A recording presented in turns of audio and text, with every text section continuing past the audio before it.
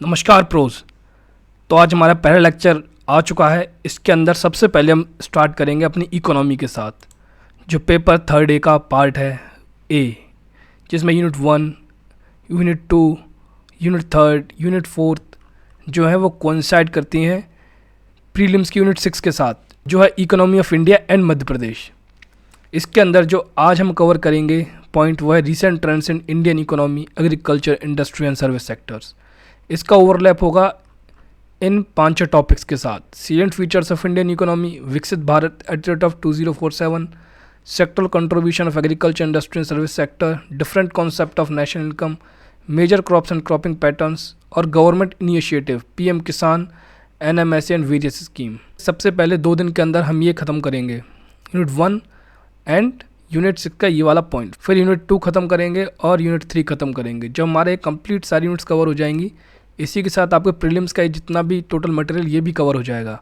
जो रह जाएगा प्रीलिम्स के लिए एक्स्ट्रा, तो इसको हम लोग कवर कर लेंगे एक डिफरेंट लेक्चर में। तो हम स्टार्ट करते हैं अपना salient features of Indian economy, जो हम पेपर 3 का पहला पॉइंट देख सकते हैं यहाँ पर, salient features of Indian economy.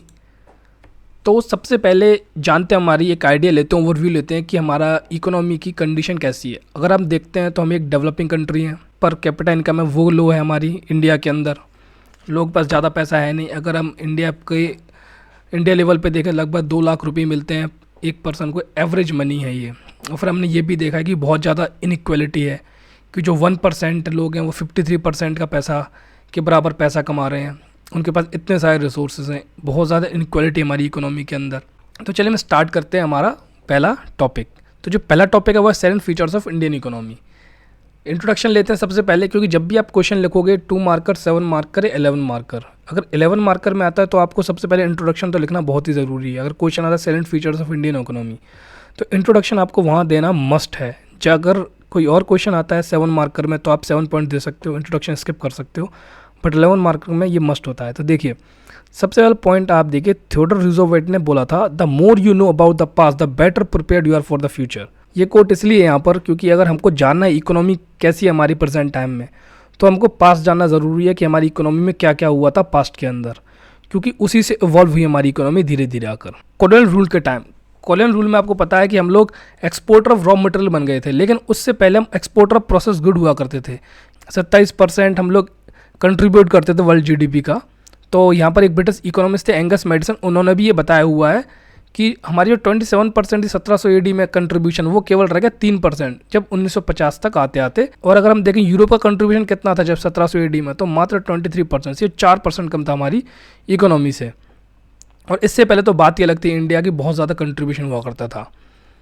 तो हम लोगों का क्या हो, कॉलोनियल रूल के टाइम जो हमारी इकोनॉमी हुआ करती थी प्रोसेस गुड्स को एक्सपोर्ट करने वाली, वो चेंज हो गई कि हम लोग एक्सपोर्ट करने लगे रॉ मटेरियल को और इंपोर्ट करने लगे मैन्युफैक्चर गुड। अब इसका बहुत बड़ा इंप्लीकेशन होगा जब हम लोग आज़ाद होंगे, तो किस तरीके से हम पॉलिसी को फ्रेम करेंगे, इसलिए हमको ये जानना बहुत ज़रूरी हो जाता है यहाँ पर।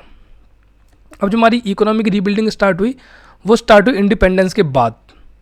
तो हमने क्या किया, सबसे पहले 1947 से 1991, आप याद कीजिए जब जवाहरलाल नेहरू जी थे, इन्होंने बहुत ज़्यादा फोकस किया इंडस्ट्रीज़ के ऊपर। सोशलिज्म, इनका जो मेन आइडिया था वो था सोशलिज्म का, कि इनको सोशलिस्ट पैटर्न पर सोसाइटी को आगे बढ़ाना। और उन्होंने इंपोर्ट को भी नहीं लिया, जहाँ तक इन्होंने कोशिश की हम लोग इंपोर्ट ना करें, और एक्सपोर्ट एक तरीके से हमारी क्लोज इकोनॉमी हुआ करती थी उस टाइम। इसलिए बोला गया 1947 से जो 1991 का टाइम था, इसको बोला गया लाइसेंस राज। जितनी भी गवर्नमेंट आती गई, उन्होंने केवल प्रोटेक्शनिस्ट पॉलिसीज को फॉलो किया। अब जब ऐसा होता गया तो हमारे ना एक्सपोर्ट ज़्यादा थे, और धीरे धीरे बैलेंस ऑफ पेमेंट क्राइसिस आ गया 1990 में। क्योंकि आपको पता है कि ऑयल हम लोग इंपोर्ट करते ही थे, तो इंपोर्ट तो रहा, लेकिन क्लोज इकोनॉमी की वजह से। और जो हमारा, आपको याद होगा अगर आपने इकोनॉमी पढ़ी हो, जो हमारी एक्सचेंज रेट हुआ करती थी वो भी गवर्नमेंट ही रेगुलेट करती थी, तो उसी हिसाब से मार्केट ड्रिवन थी, नहीं तो हमारे एक्सपोर्ट भी कॉम्पिटेटिव नहीं हुआ करते थे। तो अल्टीमेटली इन सभी रीजन्स की वजह से हमारा बैलेंस ऑफ पेमेंट क्राइसिस आ गया 1990 के अंदर। अब जो 1991 जो ईयर था, उसके अंदर हम लोग एलपीजी रिफॉर्म्स लेके आए। जब हम आईएमएफ के पास पैसे लेने गए, तो उस टाइम गवर्नमेंट एलपीजी रिफॉर्म्स लेके आई। फिर धीरे धीरे हमारी इकोनॉमी स्पीड से ग्रो होना स्टार्ट हुई। इसलिए बोला जाता है कि जो 1991 था वो हमारी इकोनॉमी का वाटर शेड मोमेंट था, जिस जगह से हमारी इकोनॉमी स्पीड से ग्रो की। अब हम आते हैं मेजर फीचर्स पर। जो पहला पॉइंट है वह India is an emerging economy. हम लोग डेवलपिंग कंट्री हैं, हमारी जो इकोनॉमी वो इमर्ज हो रही है धीरे धीरे। 1919 के बाद सेम वही चीज़ कि हमारी जो इकोनॉमिक रिफॉर्म आए, एलपीजी जब रिफॉर्म आए तो उससे हम लोगों ने क्या किया, एक हाई और सस्टेनेबल इकोनॉमिक ग्रोथ रेट देखने को मिली हमको। हम लोग one of the fastest growing major economy रहे हैं पिछले कुछ डिकेड्स के अंदर।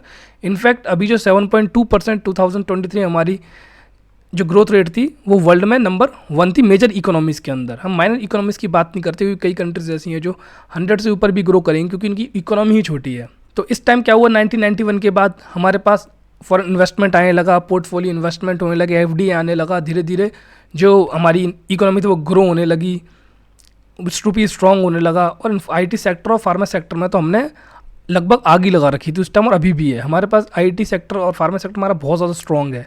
इनफैक्ट जो हमारा फार्मा सेक्टर है जेनरिक मेडिसिन का, वो वर्ल्ड में नंबर 1 है। India is the world fastest growing major economy and grew by 7.2% 2023। ये कुछ डेटा है आपको याद रखने चाहिए, क्योंकि सीधे आप यूज़ कर सकते हो अपने आंसर राइटिंग के अंदर, बहुत ज़्यादा इम्पैक्ट डालेंगे ये। अगर हम बात करते हैं कि इंडिया की जो ग्रोथ हुई इस टाइम, जब बात कर रहे हैं हम लोग इमर्जिंग इकोनॉमी की, तो किस वजह से हुई, तो हमारे पास काफ़ी यंग पॉपुलेशन है, जो वर्किंग पॉपुलेशन बहुत ज़्यादा है, यंग जो डेमोग्राफिक डिविडेंड है हमारे पास बहुत स्ट्रॉन्ग है इस टाइम। अगर हम उसको रीप नहीं करेंगे तो कहते हैं ना कि हमारी इकोनॉमी डाउन हो जाएगी। अगर हम रीप कर लेंगे तो हम लोग विश्व गुरु बन जाएंगे और हमारे सुपर पावर ही बन सकते हैं, ऐसा कहना है हमारे इकोनॉमिक्स का, और मोदी जी का तो कहना है ही। सेकंड पे rising education and engineering skill level, हमारे यहाँ जो हायर एजुकेशन है उसकी भी काफ़ी ज़्यादा क्वालिटी अच्छी होती जा रही है। हमारे आईआईटीज़ अब टॉप रैंकिंग में आने लगे हैं, इंजीनियरिंग स्किल लेवल भी हमारे पास काफ़ी अच्छा होने लगा। अब देखिए सेमीकंडक्टर फर्म भी आ रही है हमारे पास, फैब्रिकेशन प्लांट्स भी आने वाले हैं। तो ये सब रीज़न रहे हमारे की ग्रोथ फैक्टर्स के। सेकंड, हमारा जो मिडिल क्लास है बहुत स्ट्रॉन्ग होती जा रही है और काफ़ी स्पीड से ग्रो कर रही है हमारी मिडिल क्लास। आप देखिए मैक्सिमम इंडिया के अंदर मिडिल क्लास ही है जो ज़्यादातर वर्क करती है। आप इंडस्ट्री में काम कर रहे हो, आप कहीं भी किसी भी सेक्टर में काम कर रहे हो, मोस्टली मिडिल क्लास ही काम करते हो, उसी के पास स्किल होते हैं। तो जितनी स्ट्रॉन्ग हमारी मिडिल क्लास होगी उतना ही ज़्यादा हमारी इकोनॉमी ग्रो करेगी, उतनी ही ज़्यादा हमारी टेक्निकली फाइनेंशियली हम लोग स्ट्रॉन्ग होते जाएंगे। नेक्स्ट पॉइंट है implementing a sustained growth of the consumer market. अब जो हमारा जो कंज्यूमर मार्केट है वो भी काफ़ी सस्टेन्ड ग्रोथ के साथ चल रहा है। अभी हमने देखा जो हमारा ऑटोमोबाइल सेक्टर है वर्ल्ड में one of the leading sector बन गया है। ईवी में तो हम लोगों ने वर्ल्ड में लीड ही ले रखी है। नेक्स्ट पॉइंट आता है कि इंडिया की जो ग्रोथ है मैन्युफैक्चरिंग वो भी काफ़ी अच्छी है, बिजनेस फ्रेंडली रिफॉर्म्स आ रहे हैं, इंफ्रास्ट्रक्चर डेवलपमेंट हो रही है और पॉलिटिकल स्टेबिलिटी तो बहुत ज़्यादा है ही हमारे यहाँ पर। अब तो बीजेपी ने एक तरीके से कैप्चर किया हुआ है पूरी की पूरी सेंटर को और क्लियर विनर है, कोई भी कोलेशन नहीं आ रही, तो एक जो पॉलिसी की कंटिन्यूटी होती है वो बनी रहती है। उस वजह से जितने भी बिजनेस हाउसेज हैं उनको भरोसा रहता है कि जो पॉलिसी चल रही है यही चलती रहेंगी, कुछ चेंज नहीं होगा, तो इन्वेस्टमेंट ज़्यादा होता है और धीरे धीरे इकोनॉमी इसके साथ ग्रो होती रहती है। सेकेंड पॉइंट जो हमारा सेकेंड मेजर फीचर है वो Indian transition. India developing country है तो ट्रांजिशन में डेवलपिंग से डेवलप की तरफ जा रही है। और ट्रांजिशन में क्यों बोल रहे हैं इनको, क्योंकि इसके अंदर अभी फाइनेंशियल और रेगुलेटरी इंफ्रास्ट्रक्चर मैच्योर इतना नहीं है। हमारे यहाँ देखिए अभी भी काफ़ी ज़्यादा टैक्स का जो बेस है वो कोशिश की जाती है इंक्रीज़ करने की कि लेकिन टैक्स चोरी बहुत ज़्यादा है, तो इतने ज़्यादा अच्छा फाइनेंशियल रेगुलेशन है नहीं और कोई इंफ्रास्ट्रक्चर ही नहीं है, इतना ज़्यादा इन्वेस्टमेंट ही नहीं हमारे पास, इतने ज़्यादा मैन पावर ही नहीं है कि इतनी बड़ी कंट्री को हम लोग अच्छे से रेगुलेट कर पाएँ। तो इसलिए अभी भी हम लोग ट्रांजिशन के अंदर आते हैं। जब हमारी फाइनेंशियल और रेगुलेटरी जो इंफ्रास्ट्रक्चर वो स्ट्रॉन्ग हो जाएगा तब जाके हम कोई डेवलप्ड इकोनॉमी बन पाएंगे 2047 तक। जो हमारे पीएम मोदी का विज़न है कि विकसित भारत @ 2047, अमृतकाल के एंड होते होते हमको विकसित भारत करना है। हमारा नेक्स्ट पॉइंट जो टॉपिक है वही विकसित भारत ही है, उसके बारे में और अच्छे से जानेंगे। अब हम जब इंडिया की ट्रांजिशन की बात करते हैं तो सबसे हम बात करेंगे लो पर कैपिटा इनकम के बारे में। हमारी कंट्री में पर कैपिटा इनकम बहुत कम है, भले ही हमारी जीडीपी जो है वर्ल्ड 5th लार्जेस्ट हो गई और PPP के टर्म लोग 3rd आ गए हैं, लेकिन हमारी पर कैपिटा इनकम बहुत लो है। इनफैक्ट जो बाकी कंट्रीज़ हैं जिनसे हम लोग कंपैरिजन करते हैं जो हमारे काफ़ी पीछे हैं उनसे भी हमारी पर कैपिटा इनकम बहुत कम है। इसका रीज़न है पॉपुलेशन का ज़्यादा होना। भले ही जीडीपी ज़्यादा हो लेकिन जब जीडीपी को हम टोटल पॉपुलेशन डिवाइड करेंगे तो पर कैपिटा इनकम आएगी। हर एक पर्सन कितना पैसा कमाता है वो पर कैपिटा इनकम होती है। जैसे मान के चलिए इकोनॉमी में अगर 100 रुपये हैं, अब 100 रुपये में अगर 100 लोग इकोनॉमी में रह रहे हैं तो सभी पे 1 रुपया आएगा। अब यहीं आप देखिए किसी कंट्री की सेम जीडीपी या 50 जीडीपी मान के चलिए, लेकिन उसमें अगर लोग ही 20 या 10 ही मानिए लोग हैं तो हर किसी पे 5 रुपये आएगा। तो इस तरीके से जो पर कैपिटा इनकम उनकी बेटर हो जाएगी। तभी कहते हैं कि जीडीपी कोई राइट मेज़र नहीं होता किसी भी एचडीआई को मेज़र करने के लिए, ह्यूमन डेवलपमेंट इंडेक्स को मेज़र करने के लिए, तो हमारा जो ओवरऑल चीज़ है कि हमारी लो पर कैपिटा इनकम है, हमको पहले इसको एक अच्छे लेवल पर लाना पड़ेगा। इसीलिए जो विकसित भारत का जो फाइनल एम है वो लगभग 15 लाख पर एनम है 2047 तक पर पर्सन कमाए। अब है तो काफ़ी ज़्यादा विजनरी और बोल सकते हैं कि बहुत ज़्यादा हार्ड होगा ये अचीव करना, बट देखते हम क्या होता है। नेक्स्ट पॉइंट आता है जो इंडियन जीडीपी है वो 266 बिलियन थी 1991 में, और ये इन्फ्लेशन एडजस्टेड है, मतलब उस टाइम अगर जितने भी पैसा रहा हो उसको इन्फ्लेशन के थ्रू एडजस्ट किया, फिर 266 बिलियन पर हम लोग आए हैं। लेकिन जो हमारी आज के time present till quarter third जो हमारी इकोनॉमी 4.11 ट्रिलियन इकोनॉमी है, आप इसको याद कर सकते हो और आपको इसको पेपर में यूज़ भी करना है, क्योंकि ऐसे कुछ फैक्ट आपको डायरेक्ट लिखने भी पड़ेंगे वहाँ पर। हम बात करते हैं परचेजिंग पावर पैरिटी में, तो 1 ट्रिलियन थी 1991 में, जो कि बढ़कर हो गई है ऑलमोस्ट 17 ट्रिलियन 2023 के अंदर। इमरजेंस हुई है साइजेबल मिडिल क्लास की, और जो हमारे एक्सपोर्ट की ग्रोथ है वो ऑलमोस्ट 10% के आसपास चल रही है हमारे पास, जब से हम लोग ने लिबरलाइजेशन की है 1991 के बाद। अब हम बात देखें तो हमारी जो ग्रोथ ऑफ इम्पोर्ट है वो लोअर रही है हमारे एक्सपोर्ट की ग्रोथ से। इस वजह से हमारी बैलेंस ऑफ ट्रेड में काफ़ी इंप्रूवमेंट हुई है। और 1993-1994 से बस ये प्रॉब्लम एक काफ़ी आती है कि 1993-94 से हमारे यहाँ हाई सेविंग इन्वेस्टमेंट गैप है। हाई सेविंग इन्वेस्टमेंट गैप क्या है कि देखिए, जितनी हम सेविंग करते हैं ना उतना हम इन्वेस्टमेंट नहीं करते अपनी इकोनॉमी में। अगर हम सेव करते रहेंगे, इन्वेस्ट नहीं करेंगे, तो अल्टीमेटली डेफिसिट तो होना है ना, क्योंकि आप अगर अपने पास पैसे बचा कर रहोगे, केवल सेव करते रहोगे, तो इन्वेस्टमेंट के लिए पैसा नहीं होगा इकोनॉमी में। जब इन्वेस्टमेंट के लिए पैसा नहीं होगा इकोनॉमी में, तो आप एक्सपोर्ट में प्रॉब्लम होगी, आपके पास ज़्यादा कॉम्पिटिटिवनेस नहीं होगी, तो वो सारी की सारी जो एंड में आके ट्रेड और करंट अकाउंट डेफिसिट पर रिफ्लेक्ट होना है। ये ट्रेड और करंट अकाउंट डेफिसिट हम लोग अच्छे से पढ़ेंगे जब मॉनेटरी पॉलिसी और फिजिकल पॉलिसी की हम बात करेंगे, इन सभी को भी अच्छे से जानेंगे। The high rate of non debt creating capital inflows. अब देखिए, ये हमारे पास बहुत पॉजिटिव चीज़ हो रही है हमारी इकोनॉमी के अंदर।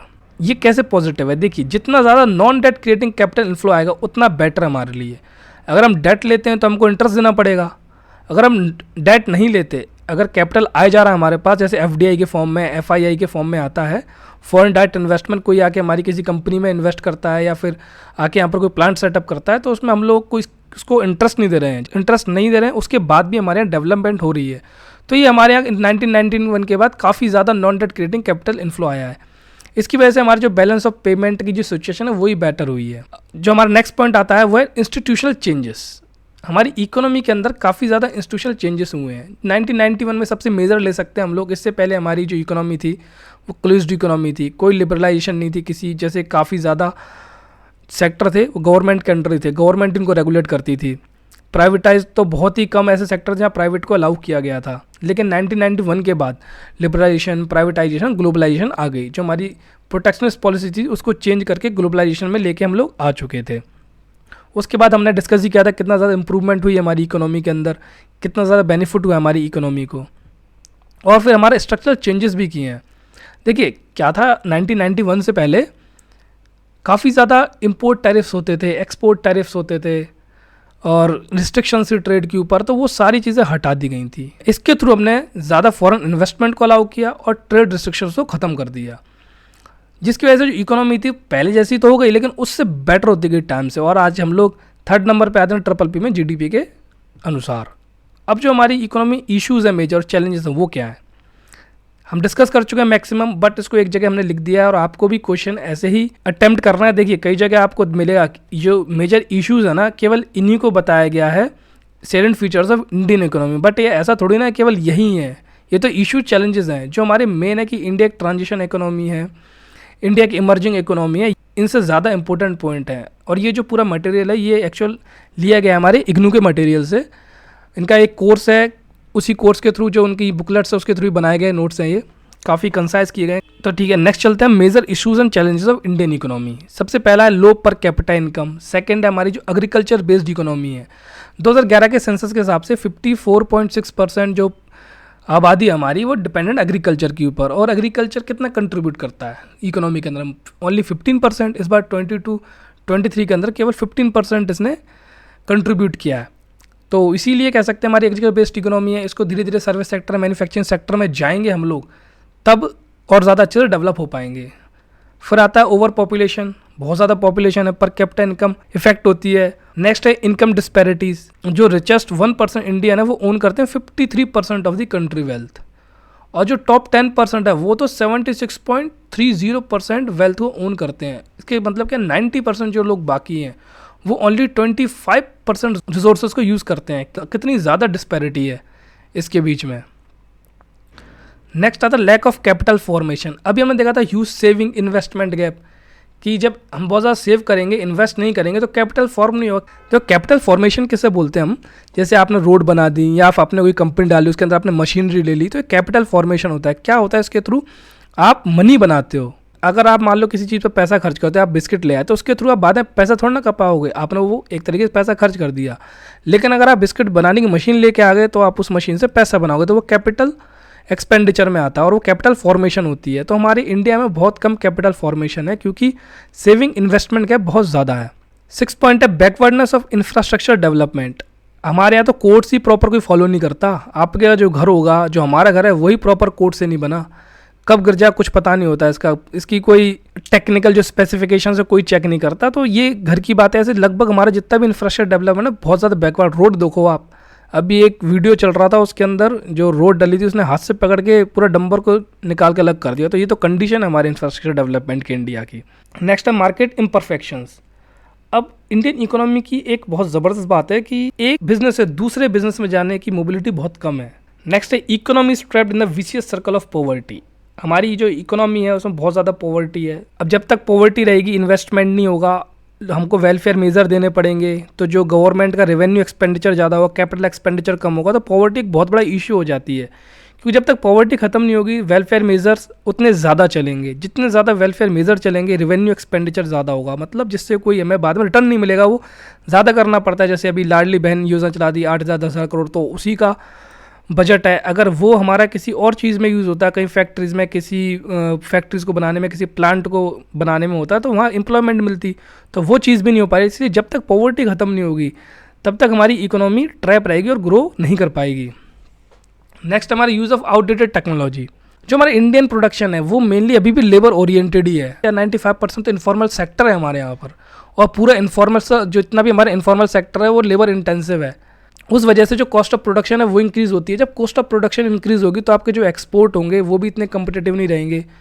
तो अल्टीमेटली बहुत ज़्यादा प्रॉब्लमेटिक हो जाती है अगर हम लोग टेक्नोलॉजी आउटडेटेड यूज़ करते हैं। हमको टेक्नोलॉजी इंक्रीज़ करनी पड़ेगी, फॉर्मलाइजेशन करना पड़ेगा।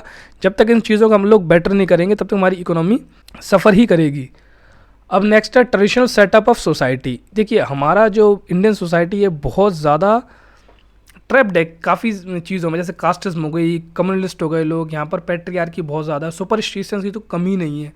1000 साल लगे लोगों को धीरे धीरे सुपरस्टिशन ख़त्म करते करते कुछ लोग आते हैं और फिर से सुपरस्टिशन जगाना शुरू कर देते हैं और लोग अंधे होकर फॉलो करते हैं। जब तक ये नहीं जाएगा, बंदा अपने काम पे कम फोकस करता है, लोग हर चीज़ इधर उधर भागने की ज़्यादा पड़ती है, उसकी हम ये कर लें हम वो कर लें, तो बहुत ज़्यादा सुपरस्टिशन है। एंटरप्रेन्योरशिप की अभी तक तो कमी है, लेकिन अब धीरे धीरे इंक्रीज़ हो रहा है। जितने बार मेक इन इंडिया प्रोग्राम आ गया और अभी एग्री स्टार्टअप्स के लिए थोड़े बहुत प्लान चले हैं, स्टार्टअप्स के लिए ओवरऑल गवर्नमेंट फोकस कर रही है और काफ़ी चीज़ें गवर्नमेंट कर रही है कि एंटरप्रेन्योरशिप हमारे यहाँ इंक्रीज़ हो। और फिर हमारे यहाँ चलता है एटीट्यूड है लोगों का, ठीक है भाई चल जाता है, ऐसे कोई दिक्कत नहीं है, कोई भी काम हो उसमें प्रोफेशनलिज्म है ही नहीं, लोग इतना ज़्यादा प्रोफेशनल दिखाते ही नहीं है। ठीक है हो जाएगा, कोई दिक्कत नहीं, इतना हो गया चल ठीक है तो भाई कर लो, इसको क्या दिक्कत है।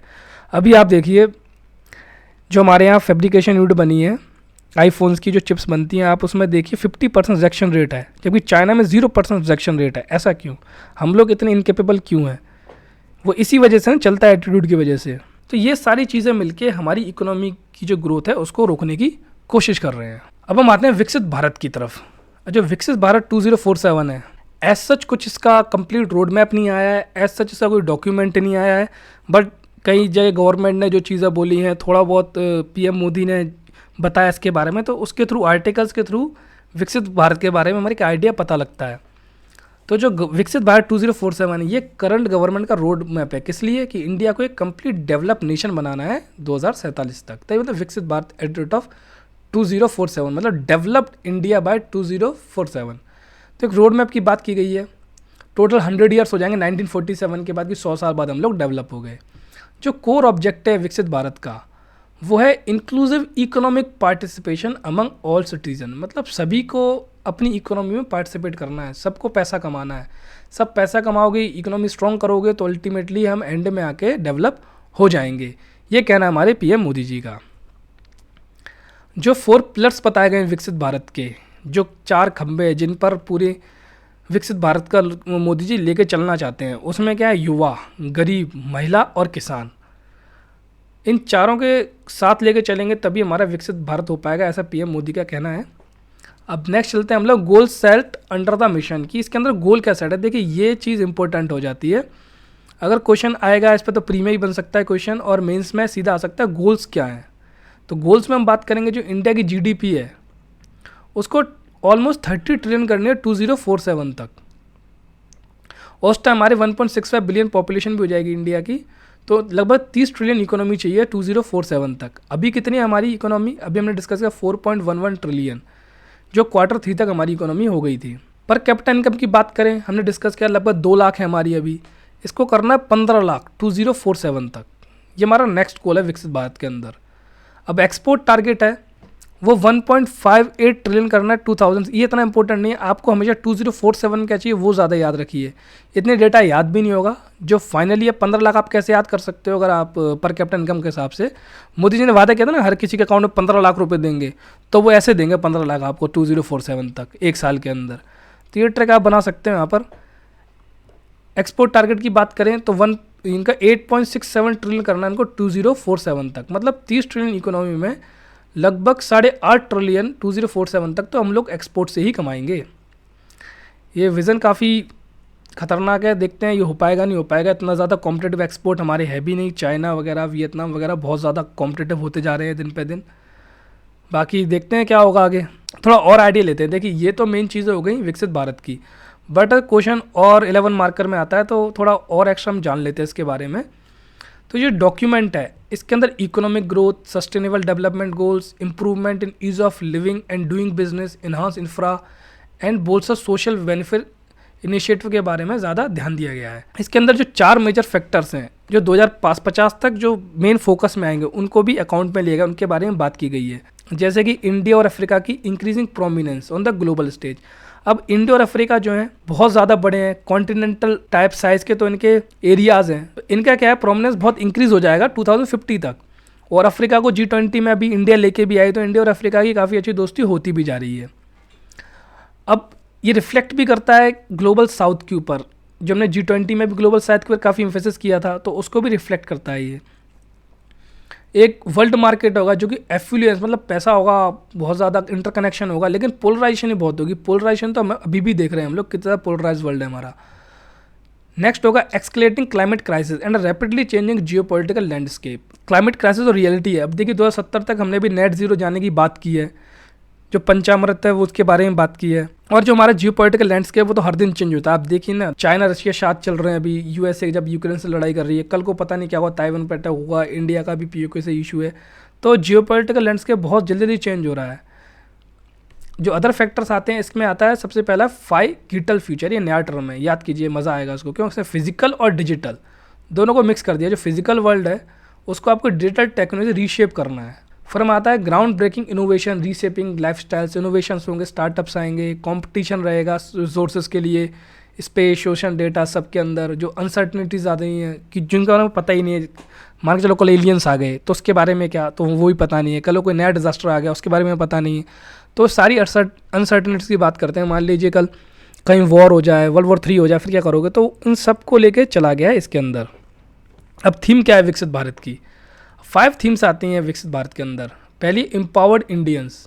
एम्पावर कैसे करना है इंडियंस को, लेकिन हेल्थ के सेक्टर में, एजुकेशन, नारी शक्ति, स्पोर्ट, कल्चर, केयरिंग सोसाइटी, कुल मिला के वेलफेयर इनिशिएटिव चलाने और एम्पावर करना है इंडियंस को।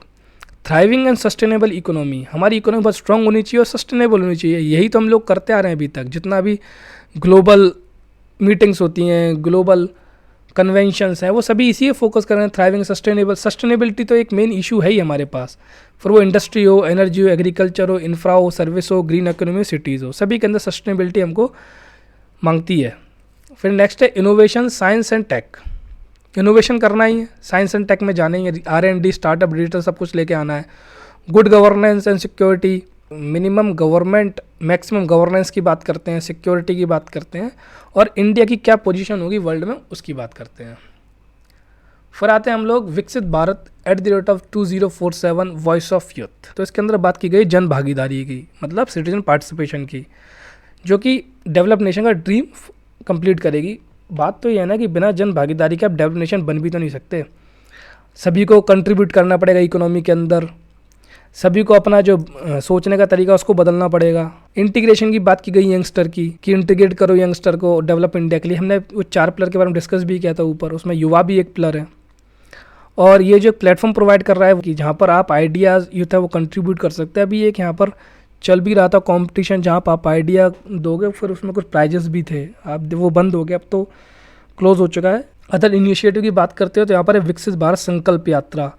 इसका काम क्या है संकल्प यात्रा का, कि ये जनरेट करेगी अवेयरनेस यूथ के अंदर या यूथ के थ्रू जितनी भी गवर्नमेंट की फ्लैगशिप स्कीम्स हैं उनके लिए। अब हम बात करते हैं रीसेंट ट्रेंड्स इन एग्रीकल्चर की। ये जितना भी डेटा हम लोग डिस्कस कर रहे हैं, ये सारा का सारा डेटा इकोनॉमिक सर्वे से है। जो स्टार्टिंग का सीलेंट फीचर्स था उसको हमने लिया था किसके थ्रू, इग्नू के थ्रू। और जितना भी लेकिन ये डेटा वाला सीन है कि एग्रीकल्चर का ट्रेंड क्या है, इंडस्ट्री का ट्रेंड क्या है, सारा का सारा डेटा इकोनॉमिक सर्वे के थ्रू लिया गया है। तो डेटा गलत होने के चांसेस ज़ीरो हैं। बस काफ़ी ज़्यादा इसको एमपी के एग्ज़ाम के लिए रेलेवेंट बनाया गया है, तो वही चीज़ें आती हैं यहाँ पर। हम बात करते हैं रीसेंट ट्रेंड इन एग्रीकल्चर की। तो जो share of agriculture total gross value added में, और इसके बारे में हम लोग अच्छे से पढ़ेंगे जब हम लोग जीडीपी वगैरह के बारे में जानेंगे, मॉनेटरी पॉलिसी फिस्कल पॉलिसी में जाएंगे धीरे, जो नेक्स्ट यूनिट है, तो उसके बारे में और डीप में जानेंगे। जीवी एक्चुअली है क्या, बेसिक प्राइस पे क्या होती है, जीवी एट मार्केट प्राइस क्या होती है। हम लोग जीवी एट मार्केट प्राइस लेके चलते हैं, तो उसमें क्या क्या डिफरेंस है वो सब कुछ जानेंगे हम उधर। तो आप बने रहिएगा हमारे साथ, सब्सक्राइब कीजिएगा चैनल को, जिससे कि आप कुछ भी मिस ना करो। और पूरा का पूरा रेलेवेंट केवल एमपी के हिसाब से बनाया गया है और बहुत छोटा बनाया गया है। अब जो शेयर ऑफ एग्रीकल्चर है जीवीएम, वो डिक्लाइन हो चुका है 15% 2022-23 के अंदर। पहले 35% हुआ करता था 1991 के अंदर। लेकिन एक कैच है, ये इसलिए नहीं हुआ कि एग्रीकल्चर हमारा सफ़र कर रहा है, एग्रीकल्चर प्रोडक्शन कम हो गया, ऐसा कुछ नहीं है। वो इसलिए हुआ है क्योंकि हमारा रैपिड एक्सपेंशन हुआ है इंडस्ट्रियल सर्विस सेक्टर के अंदर। हमारा जो इंडस्ट्री सेक्टर, सर्विस सेक्टर बहुत स्पीड से ग्रो किया गया, उसकी जीवीएफ बहुत ज़्यादा बड़ी है। अब ग्रोथ टर्म की बात करते हैं तो जो लास्ट 5 ईयर्स में 4% से ग्रो किया है हमारा agriculture allied sector. Last 5 years की बात कर रहे हैं हम लोग। एक हम ये देख लेते हैं, मैं अब देखिए लास्ट तक 5 ईयर्स की बात करें तो 1-2 में कितने से ग्रो करी, हमारे 3% से ग्रो किया एग्रीकल्चर। 2021 में कितना किया, 3.3% से। 1920 5.5, 18-19 में 2.1। जब इन सब का एवरेज ले लेंगे तो लगभग हमारा 4% के आसपास आ जाएगा। तो जो हमारा ग्रोथ हुई है एग्रीकल्चर में लास्ट 5 ईयर्स में, वो 4% के आसपास हुई है। और यहाँ तक कि जो वर्ल्ड की जीडीपी है वो भी डिक्लाइन हुई ओवर द डिकेड्स, और वहाँ भी 4% ही ऑलमोस्ट, मतलब इंडिया का ऑलमोस्ट सेम ही है वर्ल्ड के। हम कर चुके 3% 21-22 में हुआ, और इंडिया जो है net exporter of agriculture product हो चुका है। 2021 की बात करें तो एग्रीकल्चर और एलाइड प्रोडक्ट जो एक्सपोर्ट है वो ग्रो किया 18% से, और 21-22 में तो 50.2 बिलियन एग्रीकल्चर एलाइड एक्सपोर्ट पहुंच चुका है। ये ऑल टाइम हाई वैल्यू है। आप इसको यूज़ कर सकते हो सीधे सीधे अपने मेंस के आंसर में। अगर आता है क्या ट्रेंड एग्रीकल्चर में, तो एक्सपोर्ट के बारे में ज़रूर मेंशन कीजिएगा, ऑल टाइम हाईएस्ट को भी मेंशन कीजिएगा। ये हम लोग एक बार डिस्कस कर लेते हैं ग्राफ को। इसमें देखिए crowding in of private investment in agriculture, कितनी ग्रोथ हुई है प्राइवेट इन्वेस्टमेंट की, कितनी ग्रोथ हुई है पब्लिक इन्वेस्टमेंट की। ये जो आपको बार दिख रहे हैं पब्लिक इन्वेस्टमेंट की ग्रोथ के बता रहे हैं। जो आपको जो लाइन दिख रही है ये साइनस वेव जैसी, ये क्या है, हमारी ग्रोथ हुई प्राइवेट इन्वेस्टमेंट में। तो 11-12 में 9.3 से ग्रोथ हुआ था, फिर 8-9 पर फिर गिरता गया, फिर अल्टीमेटली अभी आगे 9.3 फिर से प्राइवेट इन्वेस्टमेंट इसके अंदर होने लगी है ग्रोथ के साथ। और हमारा जो पब्लिक इन्वेस्टमेंट की ग्रोथ है वो कितनी है, 4.3%। अब इंडिया की इलेक्ट्रिसिटी कंजम्पशन की बात करें एग्रीकल्चर में एनुअली, तो 2010 में लगभग 120-130 हुआ करती थी, और 2021 में आते आते लगभग 200,000 गीगावाट आवर है। देखिए 200,000 गीगावाट आवर गीगावाट में चेंज करेंगे तो लगभग 22 गीगावाट बनेगा। तो कुछ ऐसे ही एग्रीकल्चर का। अब ये डेटा हमारे पास देखिए, इसमें आप ये 315 याद कर लीजिएगा कितना टोटल फूड ग्रेन प्रोडक्शन हुआ है। ये इंपॉर्टेंट डेटा बनता है अपने पास। जो 2014-15 में 252 मिलियन टन्स का प्रोडक्शन हुआ था, टोटल क्रॉप्स का प्रोडक्शन है, टोटल फूड ग्रेन जितने हमारे पास हैं। और 315.7 हमारा 21-22 में टोटल फूड ग्रेन का प्रोडक्शन हुआ है। आपको केवल ये डेटा याद करना है, 315.7 लिखने के काम आएगा, और प्री में भी शायद क्वेश्चन बन सकता है इसके ऊपर कितना टोटल फूड ग्रेन प्रोडक्शन होता है इंडिया के अंदर, तो वो भी आप याद यहाँ से कर सकते हो, 315.7 million turns. Oil seed pulses का अलग से याद करने की ज़रूरत है नहीं, जो मेन डेटा है वो यही है। ऑलमोस्ट देखिए इंक्रीज ही हुआ है। अब इनिशिएटिव की बात करते हैं। देखिए इनिशिएटिव में लगभग ये जो है ना आपका ये कवर हो जाएगा, government initiative, PM Kisan, एनएमएसए, various scheme, लगभग इसमें सारी कवर हो जाएंगी। जो नहीं होंगी बाद में हम इसको भी कवर कर लेंगे। वैसे जहाँ तक कंप्लीट कवर यहाँ से आपका हो जाएगा। अब जो इम्पोर्टेंट इनिशिएटिव्स हैं उनके बारे में बात करते हैं। देखिए केसीसी स्टार्ट की गई 1998 से, अभी तक 3.89 करोड़ बेनिफिशियरी हो गए हैं इसमें। और इसमें जो इंपॉर्टेंट पॉइंट है वो यहाँ आता है, जो गवर्नमेंट ऑफ इंडिया है इसने केसीसी फैसिलिटी को फिशरीज और एनिमल हस्बेंड्री जो फार्मर्स हैं उनके लिए भी एक्सटेंड कर दिया है 2018-2019 के अंदर। और इसके अंदर ISS मतलब इंटरेस्ट सबवेंशन स्कीम है, जिसको अभी नाम चेंज करके मॉडिफाइड इंटरेस्ट सबवेंशन स्कीम कर दिया है। देखिए इंटरेस्ट सबवेंशन स्कीम का मतलब क्या है, जैसे मान के चलिए 7% इंटरेस्ट रेट होता है अगर आप लोन लेते हो किसी बैंक से, तो गवर्नमेंट क्या करती है, अगर आप टाइमली पे करते हो या फिर कोई विदाउट कंडीशन भी हो सकती है और कंडीशन के साथ भी हो सकती है, तो उसमें आपको करीब 4% का सबवेंशन दे देंगे, मतलब 4% हटा देंगे, आपको केवल 3% पे करना होगा। कुछ इस तरीके से स्कीम बनाई जाती है। तो किसान क्रेडिट कार्ड है उसमें भी यही स्कीम बनाई गई है कि लगभग फार्मर को केवल 4% इंटरेस्ट पे करना पड़ता है। नेक्स्ट स्कीम आती है फार्म मैकेनाइजेशन, की टू इम्प्रूविंग प्रोडक्टिविटी। अब इसके अंदर क्या है, जो गवर्नमेंट है वो कोशिश कर रही है कि जितनी फार्मर्स उनको ट्रेन किया जाए, उनको बताया जाए एग्रीकल्चर मशीनरी के बारे में, उनको हेल्प की जाए कि वो डिफरेंट जो मशीनरी है उनको ले पाए, खरीद पाए। और कस्टम हायरिंग सेंटर भी है जहाँ पर जाकर अगर कोई इनको मशीन को किराए पे लेना है तो वो भी ले सकते हैं अपने खेत के लिए।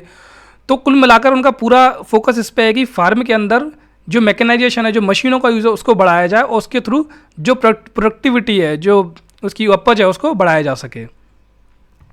जो नेक्स्ट प्रोग्राम गवर्नमेंट चला रही है वो chemical free India, organic and natural farming.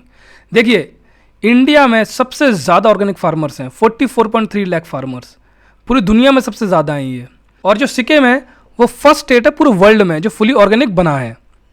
अब जो गवर्नमेंट है इसने डेडिकेट की हुई हैं 2 स्कीम्स ऑर्गेनिक फार्मिंग को लेकर, एक है परंपरागत कृषि विकास योजना और दूसरी है mission organic value chain development for north eastern region. ये दोनों स्टार्ट की गई 2015 से। इसके अंदर जो फार्मर प्रोड्यूसर ऑर्गेनाइजेशन होती हैं उसके थ्रू प्रमोट की जाती है ऑर्गेनिक फार्मिंग। जो प्रमोशन ऑफ नेचुरल फार्मिंग है वो स्टार्ट की गई है 2019-2020 से। अब जो इनका मेन प्रोग्राम है जिसके थ्रू प्रमोशन स्टार्ट किया गया है उसका नाम है भारतीय प्राकृतिक कृषि पद्धति। ये सब स्कीम है किसकी, परंपरागत कृषि विकास योजना, जो हमने ऊपर अभी डिस्कस किया था, इसी की सब स्कीम है ये BPKP। इसका काम वही है कि असिस्ट करना है फार्मर्स को कि जो ट्रेडिशनल इंडिजिनस टेक्नोलॉजीज़ हैं उनको अडॉप्ट करे, जो पुरानी प्रैक्टिसेस थी उनको अडॉप्ट करे, जैसे जीरो बजट नेचुरल फार्मिंग है उसको अडॉप्ट करे। कुल मिलाकर अपनी जो इकोलॉजी है, जो इन्वायरमेंट है उसको सेव करे, केमिकल फर्टिलाइज़र और बाकी जो पेस्टिसाइड उसको ना यूज़ करते हुए जो हमारे पुराने तरीके होते थे, जो पुरानी पद्धतियाँ होती थी उनका यूज़ किया जाए। अब दूसरे इंपॉर्टेंट इनिशिएटिव पे आते हैं हम लोग। तो सबसे पहला है PM किसान। इसको 2019 में लॉन्च किया गया था। यह वही स्कीम है जिसके अंदर हर साल 6,000 रुपये मिलेंगे 3 इक्वल इंस्टॉलमेंट में किसान के अंदर। MP के अंदर भी किसान कल्याण योजना स्टार्ट की गई, मुख्यमंत्री किसान कल्याण योजना, उसके अंदर 4,000 रुपये मिलते हैं। तो टोटल मिला के 10,000 रुपये किसान को पूरी ईयरली मिलते हैं 2 स्कीम्स के थ्रू। फिर सेकंड स्कीम पे हम आएंगे, वह प्रधानमंत्री फसल बीमा योजना। ये स्टार्ट की 2016 में। आप ऐसे याद कर सकते हो 2016 की फसल बीमा योजना है, जो प्रॉब्लम होती थी उसको सॉल्व किया गया, सॉल्व से बनेगा 16।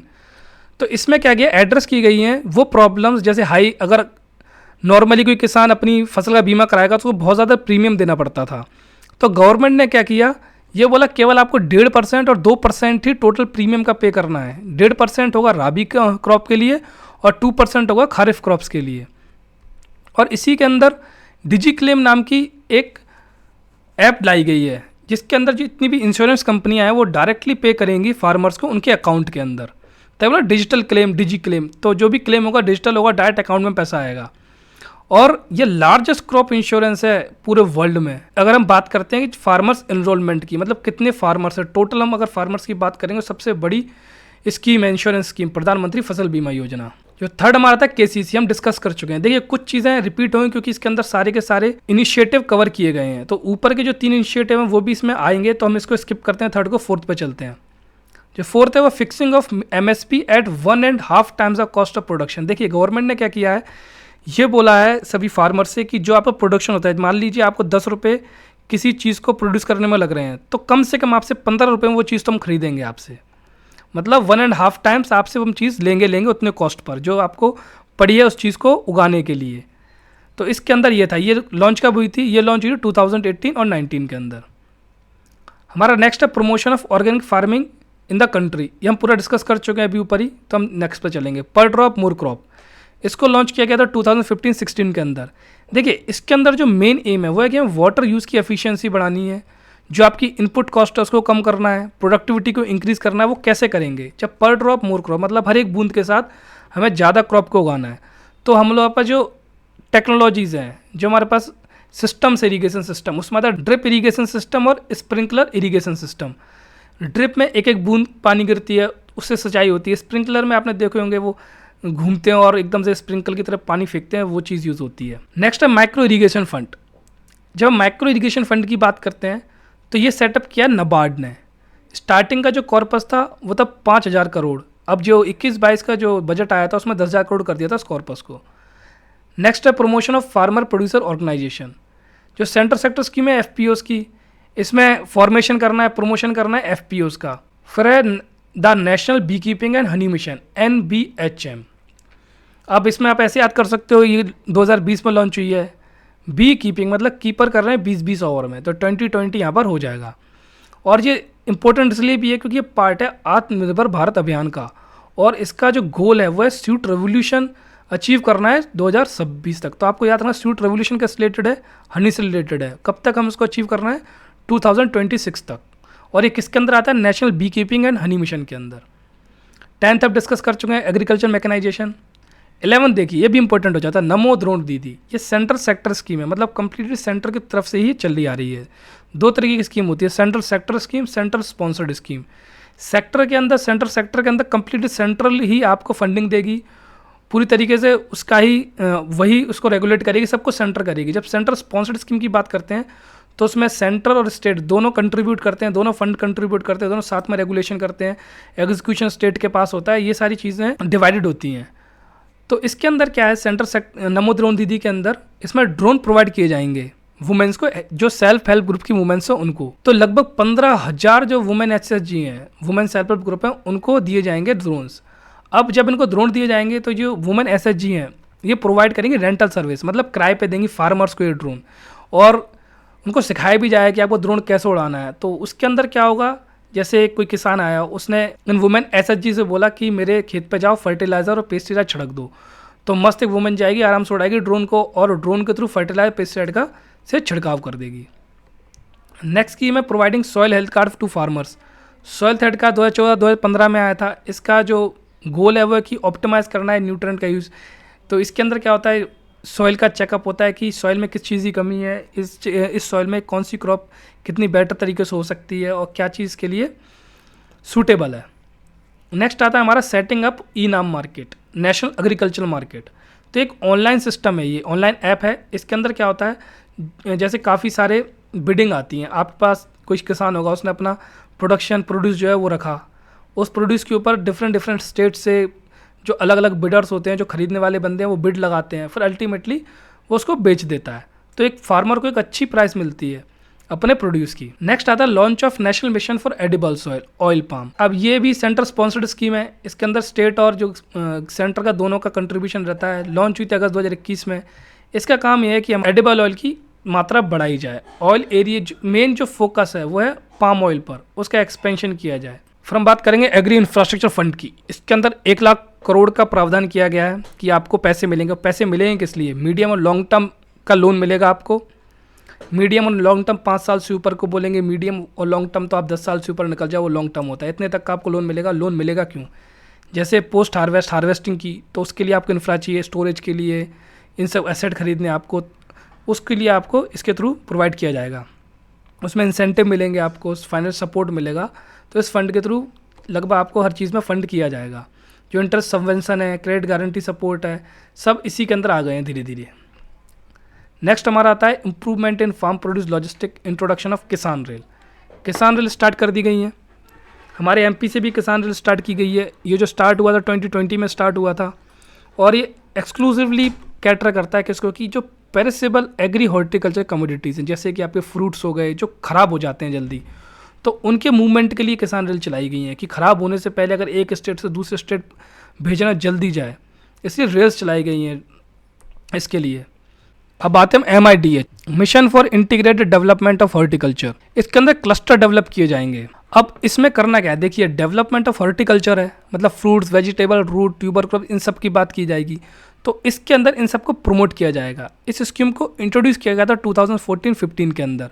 अब इसके अंदर क्या है, जो नई वेराइटीज़ हैं उनको इंट्रोड्यूस किया जाएगा, क्वालिटी सीड प्रोवाइड किए जाएंगे, इंसेंटिव दिए जाएंगे आपको प्लांटेशन क्रॉप आप जानते हो, जैसे शुगर केन हो गया और कॉटन हो गया, आपका इंडिगो हो गया, सारी क्या है प्लांटेशन क्रॉप्स में आती हैं चीज़ें।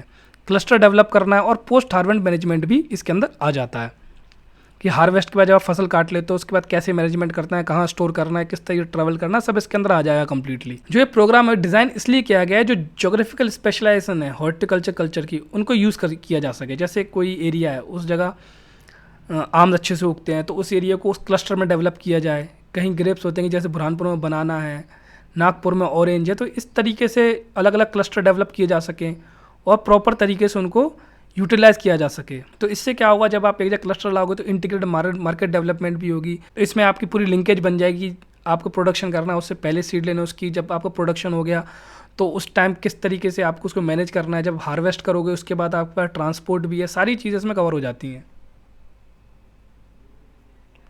18th आता है creation of a startup ecosystem in agriculture allied sector. अभी हम पढ़ेंगे एग्री स्टार्टअप्स के बारे में, इस पॉइंट को आप याद कर लीजिए। अलग से हमारे पास एक टॉपिक भी है मेंस के सिलेबस में, तो उसको हम यहाँ से कवर करेंगे।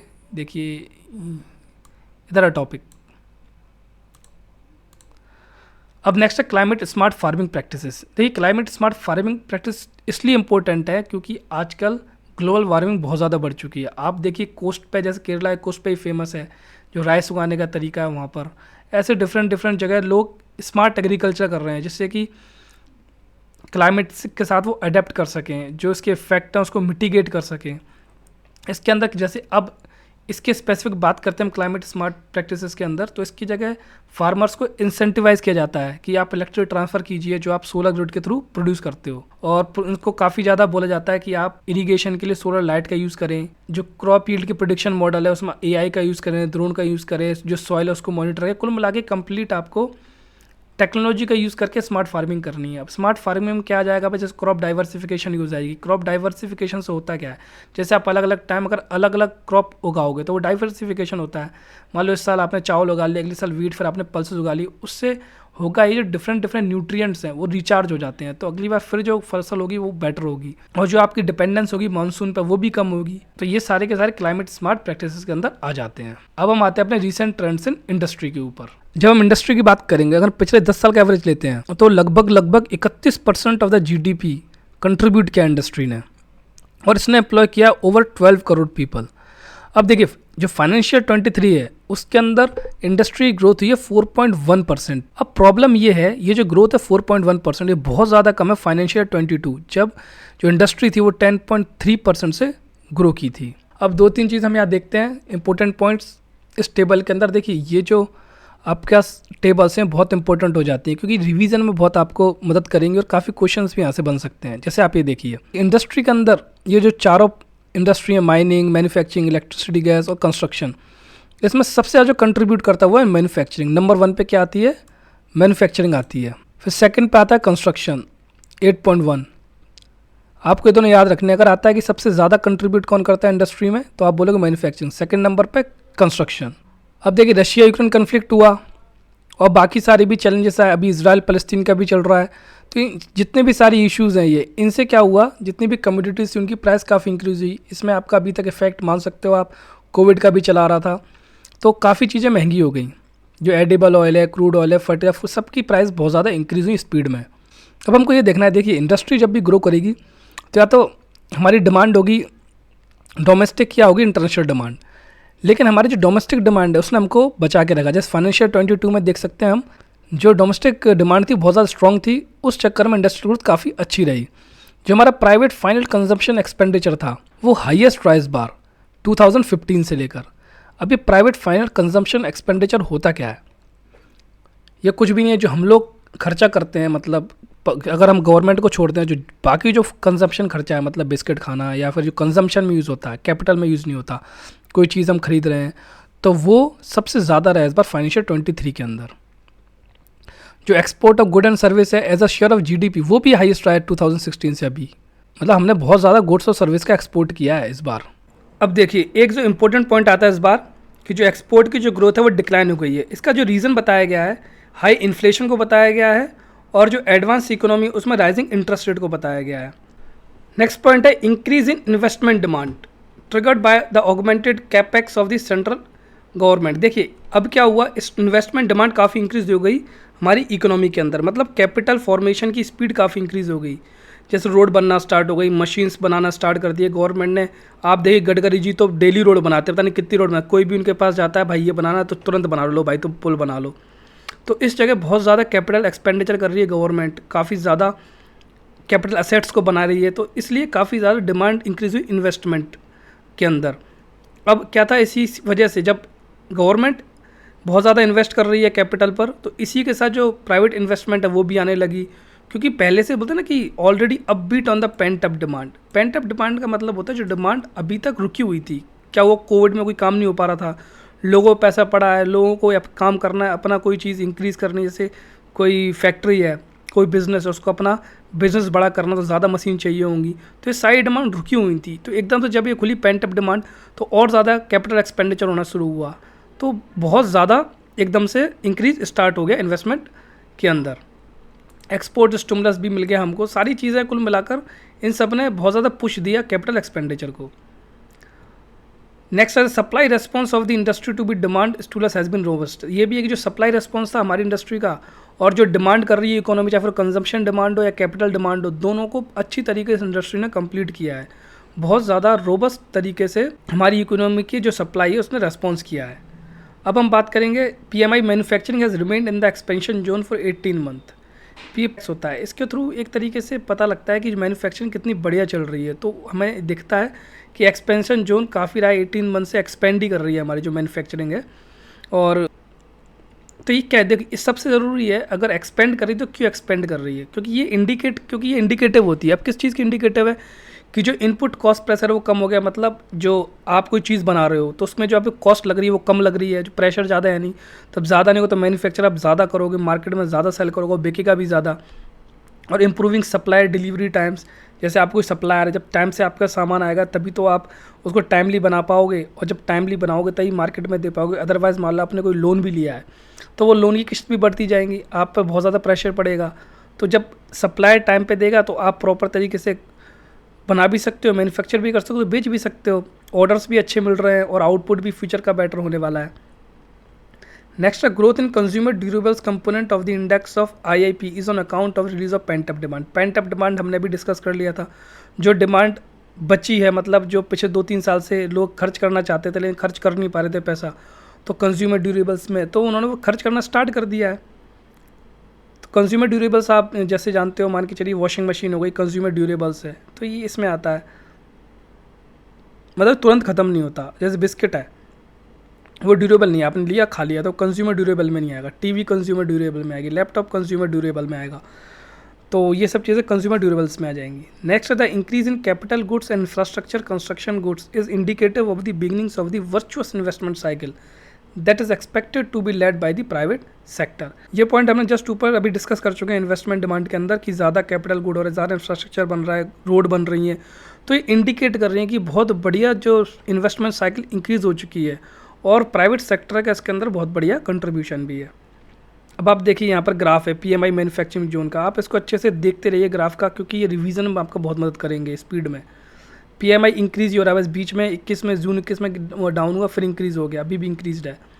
IIP को हम देखें तो मैन्युफैक्चरिंग देखिए आप, इंक्रीज़ हुई है अभी, कैपिटल गुड्स में भी इंक्रीज़ हुआ है, इंफ्रा भी इंक्रीज़ है, कंज्यूमर ड्यूरेबल्स भी इंक्रीज़ है। अब हम बात करें जब 8 कोर इंडस्ट्रीज़ की, coal, fertilizer, cement, electricity and refinery product, ये काफ़ी स्टडी रहे हैं इनकी ग्रोथ। लेकिन जो अगर नेक्स्ट पॉइंट है, ये इसके अंदर जो मैन्युफैक्चरिंग है वो बता रहे मैन्युफैक्चरिंग बहुत अनइवन ग्रोथ शो किया है मैन्युफैक्चरिंग। अब अनइवन कैसे होगा, मतलब मैन्युफैक्चरिंग काफ़ी सारे सेक्टर्स हैं, ऑटोमोबाइल, इलेक्ट्रॉनिक सेक्टर है, इसने बहुत बढ़िया तरीके से परफॉर्मेंस दी है, बहुत अच्छे से इसके अंदर ग्रोथ हुई है। लेकिन जो बाकी सेक्टर है जो कि बहुत इंपॉर्टेंट है, जैसे कि टेक्सटाइल सेक्टर, इसके थ्रू हमें काफ़ी ज़्यादा एम्प्लॉयमेंट मिलती है, इसकी ग्रोथ बहुत कम हुई है। और अभी जब से कोविड आया तब से इसका जो डिमांड है वो स्लो ही रही है, क्योंकि जो हमारी टेक्सटाइल है मेनली हम एक्सपोर्ट करते थे, तो हमारी आउटपुट भी कम हो गया और डिमांड भी कम हो गई, दोनों चीज़ों की बाहर, तो इसकी ग्रोथ काफ़ी ज़्यादा स्लो हो गई है। जब अगर हम इंडस्ट्रियल एक्टिविटी की बात करें, बहुत ज़्यादा इंक्रीज़ हुआ है इंडस्ट्रियल एक्टिविटी, और इसको जो सपोर्ट किया है वो क्या है, बैंक क्रेडिट, मतलब बैंक अच्छे से पैसा दे रही है सेक्टर्स को, जिसमें जैसे हम अगर बात करें एमएसएमई की, तो इसके अंदर एक स्कीम आई थी, इमरजेंसी क्रेडिट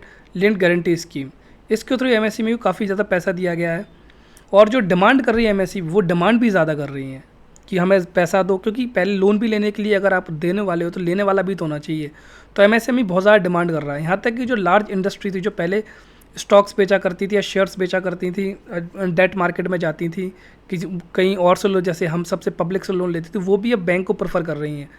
तो इस वजह से जो बैंक का जो क्रेडिट है काफ़ी ज़्यादा लिया जा रहा है इन कंपनीज़ के द्वारा। इसमें मालूम क्या लगता है, जो क्रेडिट डिमांड आ रही है, अगर क्रेडिट डिमांड आ रही है इसका मतलब क्या है, जितनी भी एमएसएमई है या फिर लार्ज इंडस्ट्री की कैपेसिटी इंक्रीज़ हो रही है, ये इन्वेस्टमेंट कर रही हैं, तो अल्टीमेटली जो फ्यूचर डिमांड है और फ्यूचर प्रोडक्शन है उसके बहुत ऑप्टिमिस्टिक इंडिकेशंस हैं।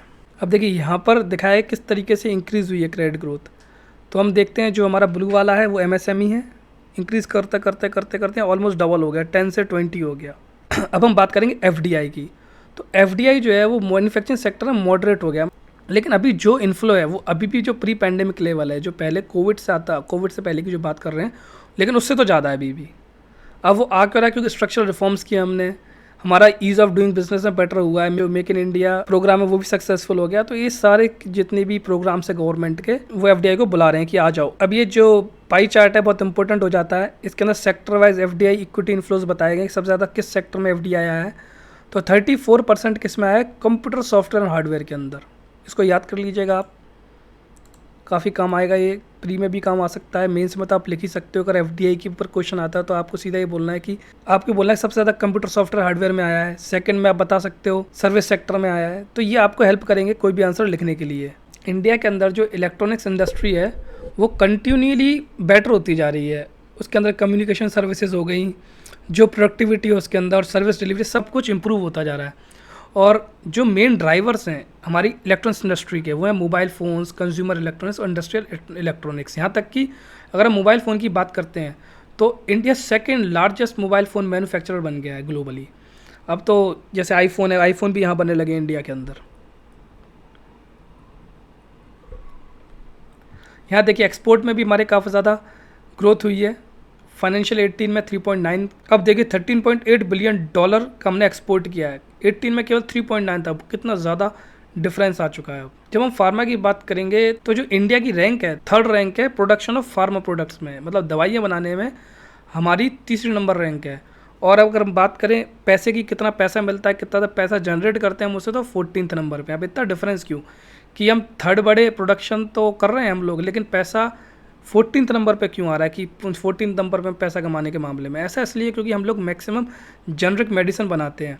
यहाँ तक कि ये जो सेक्टर है हमारे largest provider of generic medicine है ग्लोबली, सबसे ज़्यादा जेनरिक मेडिसिन हम लोग प्रोवाइड करते हैं, अफ्रीका को भर दिया हमने अपनी जेनरिक मेडिसिन से, इसलिए 14th बाई वैल्यू, की सस्ती होती है जेनरिक मेडिसिन। और हम India leading vaccine manufacturer globally है, जिसका शेयर 60% है मार्केट में, 60% वैक्सीन इंडिया के अंदर ही बनती है। ठीक है, आप ये देख लीजिएगा, ये इतना इंपॉर्टेंट है नहीं। हम बात करते हैं ऑटोमोबाइल सेक्टर की, तो इंडिया बन चुका है वर्ल्ड का तीसरा लार्जेस्ट ऑटोमोबाइल मार्केट, मतलब तीसरे नंबर पर सबसे ज़्यादा ऑटोमोबाइल्स इंडिया में खरीदी जाती हैं। इंडिया जापान जर्मनी को पीछे छोड़ दिया सेल्स के मामले में, मैन्युफैक्चरिंग की बात नहीं चल रही है, यहाँ खरीदने की बात चल रही है।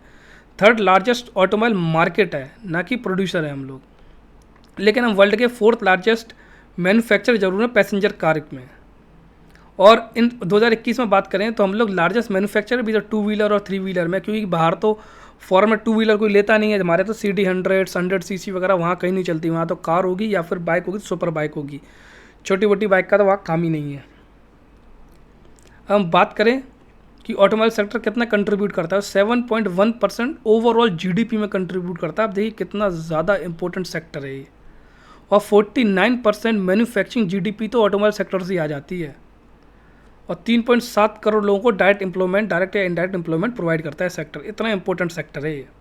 और इसके अंदर सेल्स के बारे में बताया गया, इसके अंदर एक्सपोर्ट्स के बारे में बताया गया है। जो हमारा डोमेस्टिक ईवी मार्केट है उसके चांस है वो ग्रो करेगा 49% से बिटवीन 2022 और 2030, मतलब हर साल 49% ग्रोथ होती रहेगी इसके अंदर। और लगभग 1 करोड़ यूनिट हिट करेगा ये बाय 2030। जो ईवी हैं वो 5 करोड़ डायरेक्ट और इनडायरेक्ट जॉब्स क्रिएट करेंगे 2030 तक।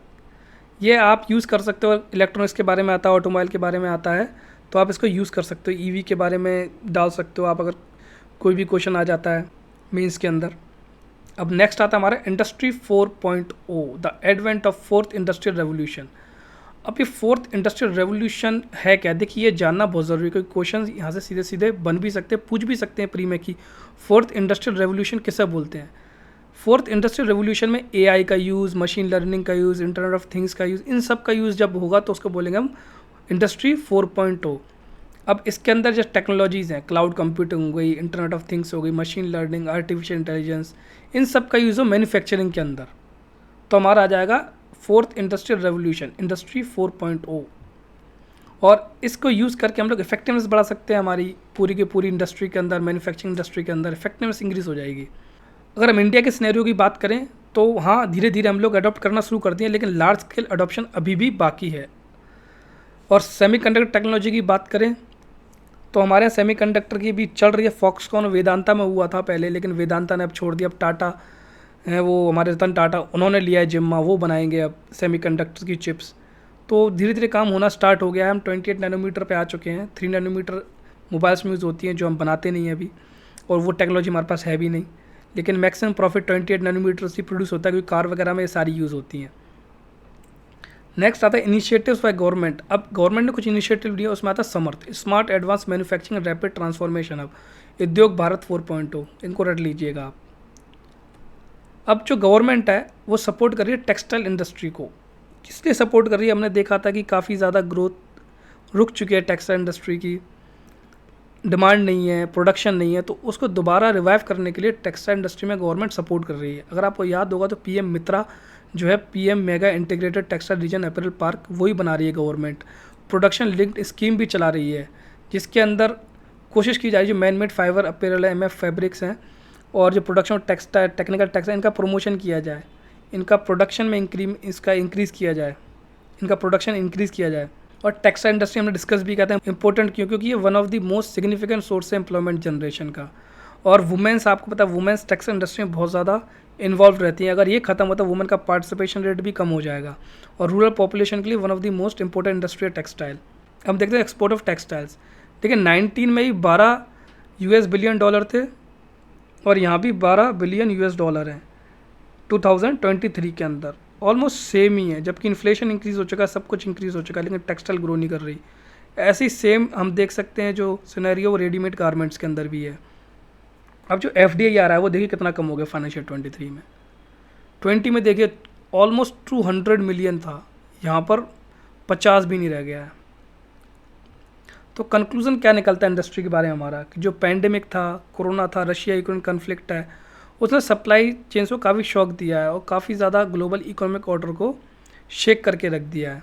लेकिन इस टाइम इंडिया के पास मौका है, जब सब कुछ एक तरीके से हिल चुका है, कनेक्शन ख़त्म हो चुके हैं, तो ये टाइम इंडिया के पास है कि इंडिया अपने कनेक्शन बनाए और ग्लोबल मैन्युफैक्चरिंग हब बन जाए इस बार। इसीलिए तो गवर्नमेंट ने मेक इन इंडिया जैसे इनिशिएटिव चलाए हुए हैं, जिससे कि इनोवेशन आए, हम लोग वर्ल्ड क्लास इंफ्रा बना सकें, और जो हमारी गैप्स है मैन्युफैक्चरिंग कैपेबिलिटीज़ उनको हम कंप्लीट कर सकें। और इन सब के लिए गवर्नमेंट ने काफ़ी सारी स्कीम चलाई जो हमने अभी तक डिस्कस की थी ऊपर, जैसे PLI स्कीम हो गई, और समर्थ हो गई, और उद्योग भारत हो गई 4.0, सारी स्कीम ने चलाई हुई है इसको अचीव करने के लिए। हम बात करेंगे सर्विस सेक्टर की। सर्विस, देखिए सर्विस सेक्टर ने अच्छा रिबाउंड किया, दोबारा से ग्रोथ हमने देखी सर्विस सेक्टर में। और जो स्पेशली जो ड्राइव किया ग्रोथ, वो ड्राइव किया कॉन्टैक्ट इंटेंसिव सर्विस सब सेक्टर ने। अब ये कॉन्टैक्ट इंटेंसिव सर्विस सब सेक्टर होता क्या है, ये वो सर्विस सेक्टर जहाँ कॉन्टैक्ट होता है, जैसे कि टूरिज्म में बंदा आएगा, आप घुमाए ले जाओ, गाइड है तो वो भी सर्विस होगा। मान लीजिए होटल है तो वो भी कॉन्टैक्ट इंटेंसिव में आएगा। अब जहाँ कॉन्टैक्ट नहीं होता, जैसे BPOs है, वो इस वहाँ पर आ जाएंगे जिस जगह कॉन्टैक्ट नहीं होता। तो जो ग्रोथ हुई है कंप्लीट, वो कॉन्टैक्ट इंटेंसिव सर्विस सेक्टर में कम्प्लीटली रिकवर हो गया हमारा ये सेक्टर। और देखा जाए तो कोविड के अंदर सबसे ज़्यादा इफेक्ट भी इसी पे था। BPO पे क्या इफेक्ट पड़ेगा, अगर तब भी उनका कुछ होना नहीं होता था किसी से, वो वर्क फ्रॉम होम भी कर सकते हैं। लेकिन जब हम बात करते हैं टूरिज्म की, जब हम बात करते हैं होटल इंडस्ट्री की, तो इसमें तो आप नहीं कर सकते ना वर्क फ्रॉम होम, जाना ही पड़ेगा। तो इन इंडस्ट्री पे काफ़ी ज़्यादा इफेक्ट हुआ था, लेकिन ये कम्प्लीटली रिकवर कर चुकी हैं कोविड के बाद। अब रीज़न क्या है, वही रीज़न जो हमने पहले डिस्कस किए थे। ऐसा पहला रीज़न है the release of pent up demand. काफ़ी लोग अब 3-4 साल से घर में बैठे, अब घूमना है तो एकदम से घूमने निकल पड़े सभी कि सब जगह घूम के आएंगे अब तो वो हो गया pent up demand. Ease of mobility restriction, मतलब पहले कोविड में काफ़ी ज़्यादा रिस्ट्रिक्शन लगा कि यहाँ नहीं जा सकते, ये सारी चीज़ें आपको मतलब यहाँ से परमिशन लेनी पड़ी, वो सब चीज़ ख़त्म हो गई। जब मोबिलिटी बढ़ गई तो लोग घूमना स्टार्ट कर दिए, तो होटल भी भरने लगे, टूरिस्ट भी बढ़ने लगे, वो सारी चीज़ हो गई। और नियर यूनिवर्सल वैक्सीनेशन कवरेज, सबको वैक्सीन लगी गई है, तब कोई डर वाली बात ही नहीं है। तो जब ये तीनों चीज़ हो गई तो काफ़ी स्ट्रॉन्ग तरीके से हमने ग्रोथ ली, और दोबारा से जो इंडिकेटर्स थे उसमें सब में टिक टिक टिक हमारा हो गया, और हमारी ग्रोथ बड़ी स्पीड से चल पड़ी। जो PMI सर्विसेज है, वही चीज़ ये बताता है, इंडिकेटिव होता है कि सर्विस सेक्टर कितना ज़्यादा स्ट्रॉन्ग है। तो हम देख सकते हैं इसके थ्रू कि काफ़ी ज़्यादा स्ट्रॉन्ग हमारा सेक्टर दोबारा हो चुका है। इंडिया देखिए हमेशा से सर्विस सेक्टर के लिए जाना जाता है। यहाँ तक कि जो टॉप 10 कंट्रीज़ हैं 2021 में हम उनमें लाई करते थे, और जो वर्ल्ड में पहले 3% शेयर था हमारे 2015 में, 2021 आते आते अब हमने 4% शेयर ले लिए। 1% अगर वर्ल्ड में हम लोग इंक्रीज़ कर रहे हैं तो बहुत बड़ी बात होती है। तो सर्विस सेक्टर में हमने 3% से 4% का इंक्रीज़ कर लिया है मात्र 6 साल के अंदर। और इंडिया जो सर्विस जो एक्सपोर्ट है वो हमेशा से स्ट्रॉन्ग रहा है, और अभी भी स्ट्रॉन्ग है, चाहे वो कोविड-19 के टाइम हो, कभी के टाइम हो। उसका रीज़न ये भी है, हमारे यहाँ हर चीज़ बहुत सस्ती है। BPO में लोग 10,000 रुपये 15,000 रुपये में काम करते हैं, बाहर करा लो काम 2-3 लाख रुपये से कोई कम लेता है नहीं है बाहर। तो सारे काम यहीं कराते हैं इंडिया के अंदर, कोई फ्री की जनता मिल जाती है, 10-20 हज़ार में सारा काम कर लेती है। जितना भी सर्विस सेक्टर है इसलिए फेमस है इंडिया के BPOs वगैरह, तो BPOs हो गए, KPOs हो गए, सभी है ना। यहाँ लिखा भी है देखिए, driven by higher demand for digital support. मान लिए फ़ोन पे आपका मैं कंप्यूटर से करा रहा हूँ, फ़ोन पे मैं आपको मोबाइल कर रहा हूँ, डिजिटल सपोर्ट में हम ही लोग सस्ता करते हैं। क्लाउड सर्विसेज देना, ये काम हम ही करेंगे, सस्ते कोई और नहीं करेगा। Infrastructure modernization catering to new challenges. अब service export remain resilient at geopolitical uncertainties. जैसे हम देख सकते हैं सर्विस एक्सपोर्ट की बात करें तो इंक्रीज़ हो रहा है। यहाँ लगभग कितना है, हम मान के चलते हैं 17 से पहुँच गए, करीब हम 26 या 25 पे पहुँचे हैं। ठीक है, अब इंपोर्ट ज़्यादा इंक्रीज हुआ नहीं है हमारा, और लगभग सेम ही है, यहाँ 11 होगा, यहाँ 12 होगा, इतने ही है बस। अब हम बात करेंगे FDI की, कि FDI में क्या क्या चेंज हुआ है। तो हम देख सकते हैं टेली कम्युनिकेशन सर्विसेज के अंदर 100% अलाउड कर दिया गवर्नमेंट ने, वो भी ऑटोमेटिक रूट के थ्रू, मतलब यहाँ परमिशन नहीं लेनी। और जो इंश्योरेंस में FDI सीलिंग वो 49 से बढ़ा के 74% कर दिया, लेकिन ये गवर्नमेंट अप्रूवल रूट के थ्रू होगी, डायरेक्ट नहीं होगी। और गवर्नमेंट ने लॉन्च कर दिया नेशनल सिंगल विंडो सिस्टम। देखिए जब भी नेशनल सिंगल विंडो सिस्टम की बात होती है, इसका मतलब है किसी एक जगह सारे काम हो जाएंगे। मतलब आप वहाँ अप्लाई कर सकते हो, वहीं से आपको अप्रूवल मिल जाएगा, 10-12 जगह चेंज नहीं करनी पड़ेगी। एक जगह आपने चीज़ डाली परमिशन के लिए, उसी जगह सारे काम हो गए। तो गवर्नमेंट ने इस तरीके से नेशनल सिंगल विंडो सिस्टम को लॉन्च किया है। देखिए पेंडेमिक खत्म हो गया, लेकिन रशिया यूक्रेन कन्फ्लिक्ट तभी भी चल रहा है, फिर भी एविडेंस है कुछ इंप्रूवमेंट हो रहा है कि हमारे जो सर्विस के सब सेक्टर है वो भी इंप्रूव हो रहे हैं। जैसे कि हमारी होटल इंडस्ट्री है, उसके अंदर ऑक्यूपेंसी रेट में इंप्रूवमेंट आ चुकी है, मतलब कितने कमरे खाली हैं कितने भरे हैं, तो ऑक्यूपेंसी रेट बढ़ चुकी है, मतलब ज़्यादा कमरे भर रहे हैं। और एवरेज रूम रेट है वो भी इंक्रीज़ हो चुकी है। मान लीजिए पहले अगर 200 रुपये में कमरा जाता था एवरेज पे, तो अब 400 रुपये में जा रहा है कमरा। और राइज इन रेवेन्यू पर अवेलेबल रूम भी इंक्रीज, ऑब्वियस ही बात है, जब ऑक्यूपेंसी रेट इंक्रीज़ हो जाएगी, एवरेज रूम रेट इंक्रीज़ हो जाएगी, तो रेवेन्यू तो पर रूम इंक्रीज़ ही होगा ना। और लगभग प्री पैंडेमिक लेवल के आसपास हम आ चुके हैं। जो हमारा टूरिज्म सेक्टर है उसमें भी रिवाइवल आ ही चुका है, फॉरेन टूरिस्ट बहुत आ रहे हैं हमारे यहाँ पर, अब तो कुछ ज़्यादा ही आ रहे हैं। लेकिन इंडिया सेफ तो किसी के लिए भी नहीं है। अभी देखिए स्पेन का जो केस हुआ था, तो इंडिया तो खैर क्या ही बोलना है इस बारे में। With the resumption of scheduled international flights and ease of कोविड-19 रेगुलेशन, मतलब रेगुलर फ्लाइट चलने लगी हैं, कोविड-19 रेगुलेशन ख़त्म हो चुकी हैं। तो हम बात करेंगे रियल एस्टेट सेक्टर की। तो रियल एस्टेट सेक्टर तो बहुत ज़्यादा ग्रोथ हो रहा है, अब आपको पढ़ने की ज़रूरत भी नहीं, आप देख सकते हो आपकी ज़मीन ही शायद पिछले 2 साल में 3-4 गुना बढ़ गई होगी इसकी रेट। इतना ज़्यादा रियल एस्टेट जो सेक्टर स्ट्रॉन्ग होता जा रहा है हमारा। यहाँ तक देखिए, with housing sale and launch of new houses surpassing in Q2 of financial 23 the pre pandemic level of Q2 of financial 20। मतलब इतने ज़्यादा घर बिक रहे हैं, इतने तो पेंडेमिक से पहले भी नहीं बिके थे। अब जो इन्फॉर्मेशन टेक्नोलॉजी है, business process management and e commerce industry हमारी, वो तो रेजिलियंट तब भी थे कोविड-19 के टाइम और अभी भी रेजिलियंट है, क्योंकि टेक्नोलॉजी अडॉप्ट की है इन लोगों ने। आईटी का ना काम ही है टेक्नोलॉजी का, और टेक्नोलॉजी में आप कुछ भी कर सकते हो। आजकल तो ज़माना टेक्नोलॉजी का है। जो गवर्नमेंट है वो CBDC भी लेके आ चुकी है, सेंट्रल बैंक डिजिटल करेंसी। आपको पता है जो बाकी क्रिप्टो हैं उन पर गवर्नमेंट ने बहुत ज़्यादा टैक्स लगा दिया है, और उसको लीगल टेंडर भी नहीं माना गया, मतलब मनी नहीं मानी गई है। और गवर्नमेंट क्या रेगुलर पुश कर रही है डिजिटल इकोनॉमी के लिए, जैसे कि फ़ोनपे हो गया, ठीक है। अब तो हमारे यहाँ 2014 से जब से फ्री इंटरनेट हो गया, लगभग बहुत ज़्यादा किसी के पास इंटरनेट है, दिन भर बस रील चलती है इसी चक्कर में। राइज इन स्मार्टफोन अडोप्शन, बहुत ज़्यादा स्मार्टफोन हो गए हैं, लोग स्मार्ट की जगह अब डम्ब होते जा रहे हैं स्मार्टफोन लेके। Increase adoption of digital payments have also given a renewed push to this industries. ITB में एक्सपोर्ट की बात करते हैं तो हम सबसे ज़्यादा कैसे करते हैं, USA को 62%। सेगमेंट वाइज ब्रेकअप करें तो किस चीज़ से सबसे ज़्यादा रेवेन्यू आता है हमारे पास, IT सर्विसेज से। तो आपके लिए इंपॉर्टेंट हो जाते हैं दोनों क्वेश्चंस। अब इसमें बोला गया है इस ग्राफ में, जैसे ग्रोसरी, जनरल मर्चेंडाइज और फैशन, 20 से 25%, 20 से 25%, ये दोनों मिला के 2/3 हो जाएंगे इंडियन ई कॉमर्स मार्केट के 2027 तक। जैसे ये रहा, देखो यहाँ 30 से 35, 25 से 30, कुल मिला के होगा 65, मतलब 2/3। तो ये कुछ चीज़ें हमारी कंप्लीट होती हैं। तो जो हमारे टॉपिक में यूनिट 6 का ये था, रिसेंट ट्रेंड इन Indian economy, agriculture, industry, services, ये कंप्लीट होता है यहाँ पर। पेपर 3 की बात करें तो फर्स्ट हो गया विकसित भारत हो गया, sectoral contribution agriculture, industry, service sector, ये भी हो गया। हमने डिस्कस कर लिया कितनी ग्रोथ है किसकी, कितना ज़्यादा GDP में कौन कंट्रीब्यूट कर रहा है। 15% एग्रीकल्चर कर रहा है, इंडस्ट्री 31% कर रही है, बाकी सर्विस सेक्टर कर रहा है ऑलमोस्ट 50%। तो ये भी हमने डिस्कस कर लिया, और गवर्नमेंट इनिशिएटिव हमारे कवर हो गए। तो ये चीज़ें जो ये और ये आज हमने इतना कवर कर लिया, बाकी फिर नेक्स्ट सेक्शन में कवर करते हैं। ठीक है, मिलते हैं फिर नेक्स्ट सेक्शन में, तब तक के लिए सी यू, बाय बाय।